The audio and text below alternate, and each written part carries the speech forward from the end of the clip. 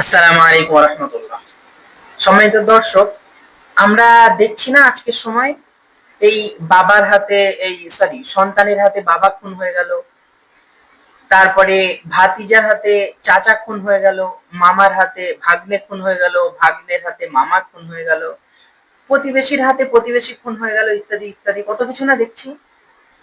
আচ্ছা, সত্যি কথা বলতে কি, আমরা দিন থেকে কত দূরে সরে গেছি, কোরআন থেকে কত দূরে সরে গেছি ধর্ম চর্চা না করার কারণে, আর ধর্ম মেনে না চলার কারণে, আল্লাহর ভয় না থাকার কারণে।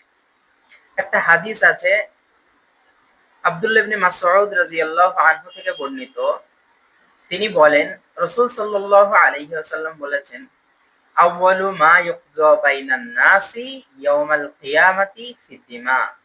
রাসূল সাল্লাল্লাহু আলাইহি ওয়াসাল্লাম বলেন, কিয়ামতের দিন আল্লাহ সুবহানাহু ওয়া তাআলা মানুষের হক সম্পর্কে সর্বপ্রথম হত্যা প্রসঙ্গে বিচার প্রতিষ্ঠা করবেন।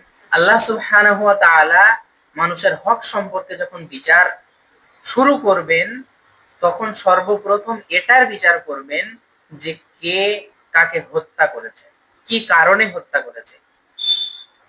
তাহলে আমাদের একটু চিন্তা করার দরকার যে আমরা দুনিয়ায় এতটা পিছনে পড়ে আছি, এত কিছু নিয়ে পড়ে আছি, জমি জায়গা থেকে শুরু করে একদম ছোট ছোট বিষয়েও আমরা হত্যার সঙ্গে জড়িয়ে যাচ্ছি আজকাল আমাদের সমাজের মানুষ।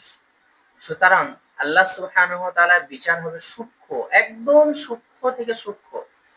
কারণ আল্লাহ সুবহানাহু ওয়া তাআলা হলেন সেই রব যিনি নিজের উপর, মানুষের উপর জুলুম করাকে হারাম করে দিয়েছেন। আল্লাহ সুবহানাহু ওয়া তাআলা আমাদের সকলকে ফিতনা থেকে বেঁচে থাকার তৌফিক দান করুন। আল্লাহুম্মা আমিন।